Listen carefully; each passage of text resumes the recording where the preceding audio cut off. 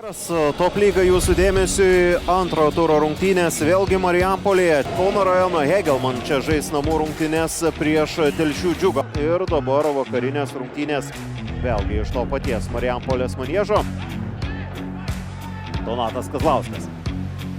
Jo perdamas ten į baudos aikštelę.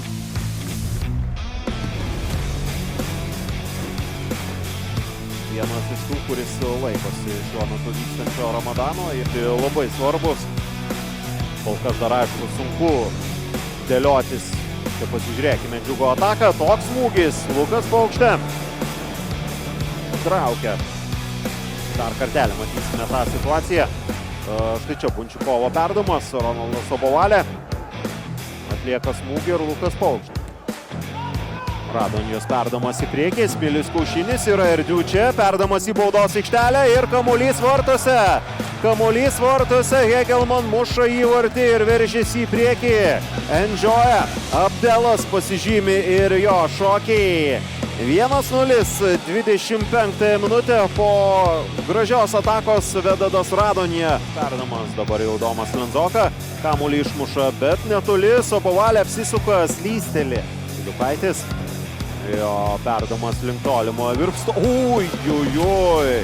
Lukas Paukštė. Pasižiūrėsime, ką gali duoti Tomas Talmokas. Čia Valentino Vermiolinas atsidūręs atakos smaigalyje. Praėjimas Sisė, atlieka perdamą, tęsiasi ataka, Sobovalė, 1-1. Džiugas vėlgi rodo charakterį, triumfuoja Andrius Lipskis, Sobovalė muša antrą įvartį. Įvartis ir lygiosios čia Marijampolėje.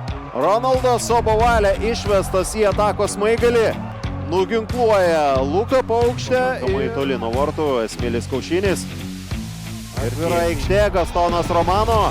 Klaidina varžovo, perdamas dabar jau į kraštą Marčiukui, šis baudos aikštelėje, vartai tušti, kamuolys neatsiduria vartuose. Tai yra viskas, 1-1 šiose rungtynėse. Abi komandos tikrai, galima sakyti, iškovoja po vieną tašką, daug jėgų atiduota.